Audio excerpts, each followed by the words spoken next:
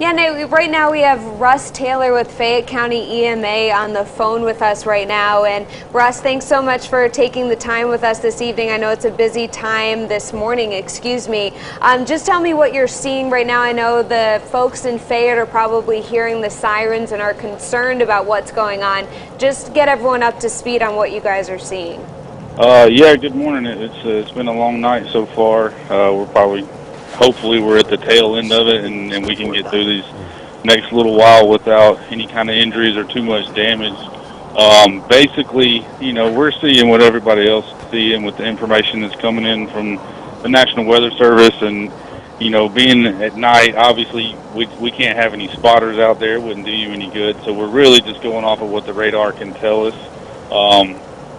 Like y'all said, with that circulation broadening, we're hoping as this storm has moved, through Mississippi and through Lamar County, it's kind of had ebbs and flows where it's looked like nothing, and then all of a sudden it spins up.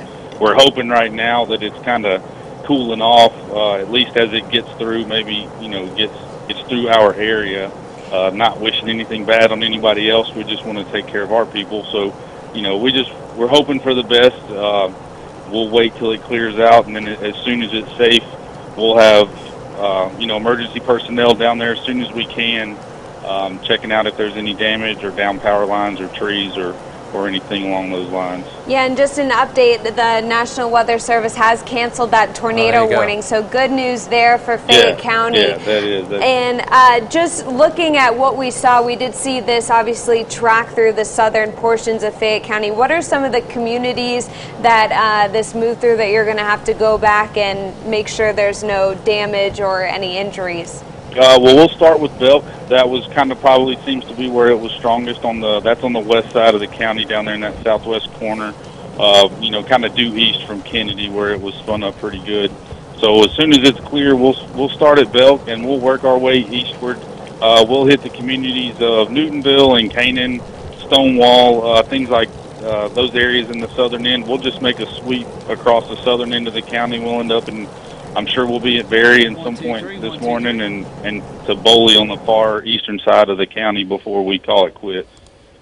Yeah, and I'm sure it's going to be a very long evening, early morning for you guys as we start to get later into the morning here. And what would you like to tell folks in Fayette County right now? Maybe just don't go out and try to walk around and see what's going on if there is any damage there. Yeah, I mean, if you don't have to leave, obviously if there's been damage, you need to call 911. If there's any kind of, if anybody's been hurt or injured, just because we're not under a tornado warning doesn't mean there's not winds and water and dangerous conditions. So first and foremost, if there's been any kind of injuries or any kind of emergency, to call 911 so that we can get emergency personnel activated and en route as soon as possible.